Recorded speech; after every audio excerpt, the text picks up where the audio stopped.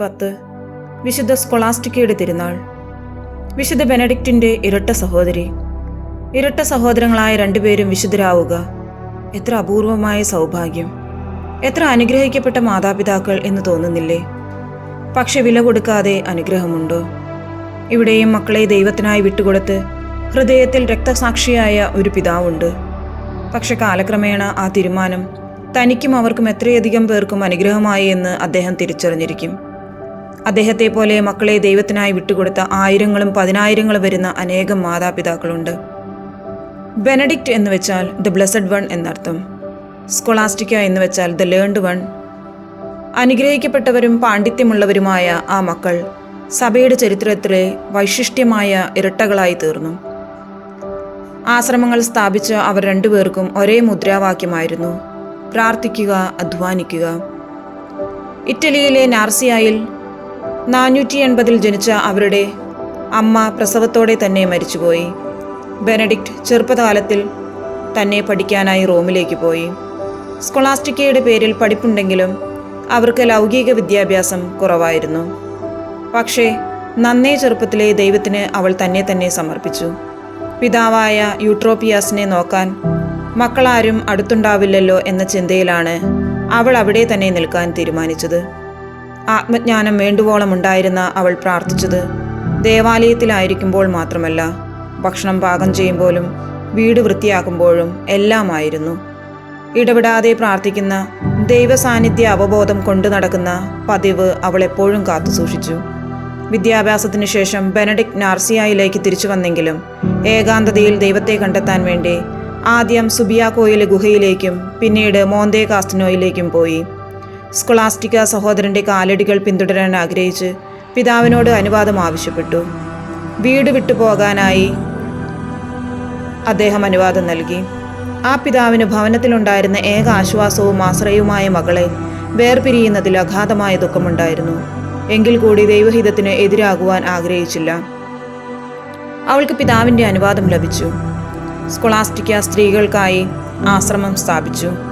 Pop Gregory പറയുന്നത് സന്യാസിനികൾക്കായി നിയമം എഴുതിയുണ്ടാക്കിയത് Benedict ആണെങ്കിലും അവർ അതൊക്കെ തങ്ങളുടെ വിശദീകരണത്തിനായാണ് ഈ നിയമങ്ങൾ എന്ന ചിന്തയോടെ വിശ്വസ്തതാപൂർവം സന്തോഷത്തോടെ പാലിക്കുന്നുണ്ടോ എന്ന് ഉറപ്പുവരുത്തുന്ന ചുമതല സ്കൊളാസ്റ്റിക്കയുടേതായിരുന്നു.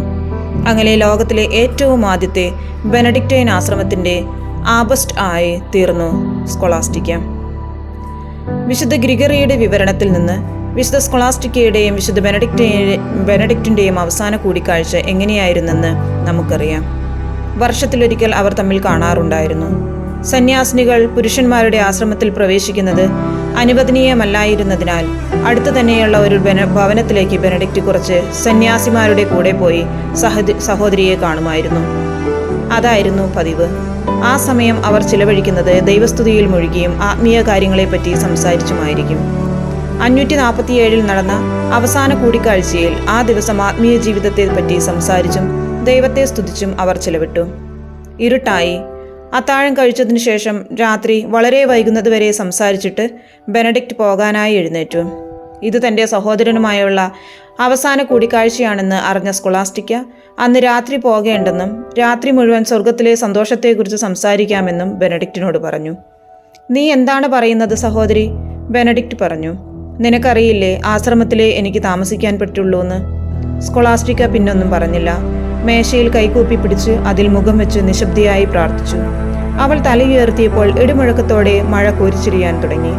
ദൈവം നിന്നോട് ക്ഷമിക്കട്ടെ സഹോദരി, നീ എന്താണീ ചെയ്യുന്നത്? ബെനഡിക്റ്റ് ചോദിച്ചു. കിട്ടിയ മറുപടി ഇതായിരുന്നു: ഞാൻ എത്ര പറഞ്ഞിട്ടും കേട്ടില്ലല്ലോ, അതുകൊണ്ട് ഞാൻ ദൈവത്തിനോട് പറഞ്ഞു. അവൻ എൻ്റെ പ്രാർത്ഥന കേട്ടു. പറ്റുമെങ്കിൽ ഇപ്പോൾ പൊക്കോളൂ. എന്നെ ഇവിടെ വിട്ട് ആശ്രമത്തിലേക്ക് പോകാൻ പറ്റുമോ എന്ന് കാണട്ടെ. നിയമങ്ങൾ കർശനമായി പാലിക്കണമെന്ന് നിഷ്കർഷിച്ചിരുന്ന ബെനഡിക്റ്റിന് മനസ്സിലെങ്കിലും അവിടെ നിൽക്കുകയല്ലാതെ വേറൊന്നും ചെയ്യാനുണ്ടായിരുന്നില്ല. രാത്രി മുഴുവൻ അങ്ങനെ അവർ ആന്തരിക ജീവിതത്തിൻ്റെ മനോഹാരിതയെയും നിത്യജീവിതത്തെക്കുറിച്ചുമൊക്കെയുള്ള വിശുദ്ധ സംഭാഷണത്തിൽ കഴിച്ചുകൂട്ടി. 3 ദിവസം കഴിഞ്ഞപ്പോൾ ബെനഡിക്റ്റിന് മനസ്സിലായി സഹോദരി മരിച്ചെന്ന്. ആളുകളെ വിട്ട് മൃതദേഹം ആശ്രമത്തിലേക്ക് കൊണ്ടുവന്ന് തനിക്കായി സ്വയം കുഴിച്ചു വെച്ചിരുന്ന കല്ലറയിൽ അടക്കി. കുറച്ച് ആഴ്ചകൾക്ക് ശേഷം മാർച്ച് 21, 547 ബെനഡിക്റ്റും തൻ്റെ ആത്മാവിനെ ദൈവത്തിന് സമർപ്പിച്ചു. സഹോദരിയുടെ അടുത്ത് തന്നെ അദ്ദേഹത്തെയും അടക്കി. ഒരുമിച്ച് ജനിച്ചവർ മരണശേഷവും ഒരേ കല്ലറയിൽ അന്ത്യവിശ്രമം ചെയ്തു. മോന്തെ കാസ്റ്റനോയിൽ പോകുന്ന സന്ദർശകർ അവരെ ഒന്നിച്ചടക്കിയിരിക്കുന്ന പ്രധാന അൾത്താരയ്ക്ക് സമീപമുള്ള സ്ഥലം കാണാറുണ്ട്. ലാളിത്യവും വിശ്വാസതീക്ഷ്ണതയുമാണ് സ്കൊളാസ്റ്റിക്ക നമ്മെ കാണിച്ചു തരുന്നത്. വളരെ അടുപ്പത്തോടെയും പരിചയത്തോടെയുമാണ് അവർ ദൈവത്തോട് ഇടപഴകിയത്. എല്ലാറ്റിലും ദൈവം മഹത്വപ്പെടട്ടെ എന്ന ബെനഡിക്റ്റൈൻ തത്വമനുസരിച്ച് ജീവിക്കാൻ അവൾ തൻ്റെ ആശ്രമത്തിൽ സന്യാസിനികളെ പഠിപ്പിച്ചിരുന്നു. നിത്യസമ്മാനം ലഭിക്കാൻ സഹായിക്കുന്ന നിഷ്കളങ്കതയുടെ പാത അവർ നമ്മെ പഠിപ്പിക്കട്ടെ. സ്കൊളാസ്റ്റിക്കയുടെ പേരിലുള്ള എല്ലാ വിശ്വാസികൾക്കും വിശുദ്ധ സ്കൊളാസ്റ്റിക്കയുടെ തിരുനാൾ ആശംസകൾ നേർന്നുകൊണ്ട് നമുക്ക് ഈ വിശുദ്ധയെ നമ്മുടെ ഒരു മാതൃകയായി സ്വീകരിക്കാം.